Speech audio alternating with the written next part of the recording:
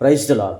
మన ప్రభు అయిన యేసుక్రీస్తు పరిశుద్ధమైన నామమున మీ అందరికీ ఉదయకాలపు వందనములు శుభములు కోరుచున్నాను.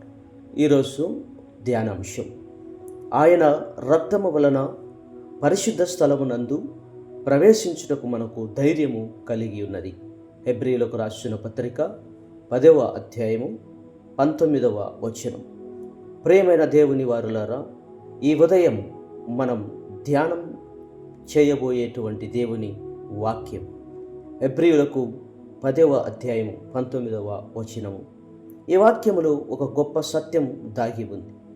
అదేంటంటే, యేసుక్రీస్తు రక్తము వల్ల మనకు దేవుని సన్నిధిలోకి ధైర్యంగా ప్రవేశించే అధికారం వచ్చింది.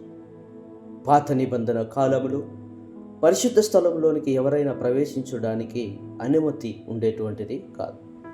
ప్రధాన యాజకుడు మాత్రమే సంవత్సరానికి ఒకసారి బలి రక్తముతో లోపలికి వెళ్ళేవాడు.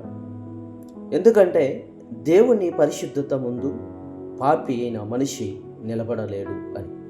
కానీ యేసుక్రీస్తు ఈ లోకానికి వచ్చి శిలువపై తన పవిత్రమైన రక్తాన్ని చిందించాడు. ఆ రక్తం వల్ల మన పాపాలు క్షమించబడ్డాయి. ఆ రక్తం వల్ల దేవుని మరియు మన మధ్య ఉన్న అడ్డుగోడ తొలగిపోయి, అందుకే ఇప్పుడు మనం దేవుని సన్నిధిలోకి భయముతో కాదు, ధైర్యముతో రావచ్చు. ప్రియమైన వారులారా, చాలామంది క్రైస్తవులు దేవుని దగ్గరికి రావడానికి ఇంకా భయపడుతూ ఉన్నారు. నేను పాపిని, దేవుడు నన్ను స్వీకరిస్తాడా అని అనుకుంటూ ఉన్నారు. కానీ దేవుని వాక్యం ఈ విధముగా చెబుతుంది, యేసు రక్తం వల్ల మనకు ధైర్యం ఉంది. యేసుక్రీస్తు రక్తము 3 గొప్ప కార్యాలు చేసింది. పాపులను క్షమిస్తుంది. మనం ఎంత పెద్ద పాపం చేసినా యేసు ప్రభు రక్తం వలన మనలను పరిశుభ్రపరచగలదు. దేవుని కృప చాలా గొప్పది. రెండవది, దేవుని సన్నిధికి తీసుకువెళ్తుంది. మనం ప్రార్థించినప్పుడు దేవుడు దూరంగా లేడు. ఆయన మన ప్రార్థన వినడానికి సిద్ధముగా సమీపముగా ఉన్నాడు. మూడవది, మనకు నూతన జీవితం అనుగ్రహిస్తుంది. యేసు ప్రభు యొక్క రక్తం మన జీవితాన్ని మారుస్తుంది. నిరాశలో ఉన్న వారికి ఆశనిస్తుంది, బలహీనులకు బలమునిస్తుంది. ఈ ఉదయం మీరు ఏ పరిస్థితుల్లో ఉన్నా, బాధల్లో ఉన్నారా, సమస్యల్లో ఉన్నారా, భయపడుతున్నారా, గుర్తుంచుకోండి, యేసు రక్తం వల్ల మీరు దేవునికి దగ్గరగా రావచ్చు. అందుకే మనం ధైర్యంగా దేవుని సన్నిధిలోనికి వచ్చి ఇలా ప్రార్థించాలి. ప్రియమైన వారులారా, యేసు ప్రభు యొక్క రక్తం మనలను దేవునికి సమీపస్థులనుగా చేస్తుంది. యేసు ప్రభు యొక్క రక్తం మనలను నూతన జీవితంలోనికి నడిపించింది. యేసు ప్రభు యొక్క రక్తం మనలను, మన పాపములను క్షమించేటువంటి విధంగా మార్చింది.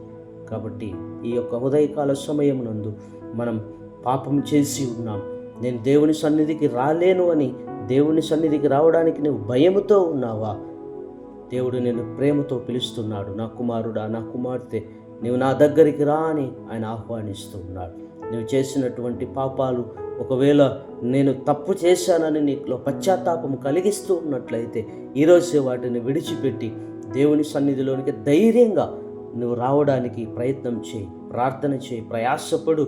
దేవుడు ఖచ్చితంగా నిన్ను ప్రేమించి పిలుస్తున్నాడు. తప్పిపోయిన కుమారుడు ఆయన పాపము చేసి తండ్రి దగ్గరికి రావడానికి ఆయన అధైర్యపడుతూ వస్తూ ఉన్నప్పుడు, దూరంగా ఉన్నప్పుడే తన కుమారుణ్ణి దగ్గరికి పరిగెత్తుకుంటూ వెళ్ళి ఆయన భుజముపై ముద్దు పెట్టుకొని, మెడపై ముద్దు పెట్టుకొని, తనకు కావలసినటువంటి అన్నిటిని కూడా సమకూర్చినటువంటి తండ్రి నిన్ను కూడా ఆయన దగ్గరికి చేర్చుకోవడానికి, తన కౌగిల్లోనికి చేర్చుకోవడానికి ఎప్పుడు ఎల్లప్పుడూ ఎదురు చూస్తున్నాడని జ్ఞాపకం చేసుకొని దేవుని సన్నిధికి రావడానికి నువ్వు త్వరపడు, ఆశపడు, సిద్ధపడు. ఆయన రెండవ రాకడ సమీపంగా ఉంటుండగా ఆయన చెంత చేరుటకు ప్రభు అయిన దేవుడు మనందరికీ కృప చూపించి ఆశీర్వదించునుగాక. God bless you. ఈ వాక్యము మీకు ఇష్టమైనట్లయితే ఈ విధముగా మనము ప్రార్థన చేద్దాం. ప్రభువా, నీ రక్తం వల్ల నాకు క్షమాపణ ఉంది, నీ సన్నిధిలో ఉండే కృప నాకు యేసు ప్రభువా, నీ యొక్క కృప చేత నన్ను నింపుమని ప్రార్థించి అడిగి వేడుకొనుచున్నాము తండ్రి. ఆమేన్. ఈ సందేశము మీకు ఆశీర్వాదకరంగా అనిపిస్తే లైక్ చేయండి, షేర్ చేయండి, సబ్స్క్రైబ్ చేయండి. God bless you all.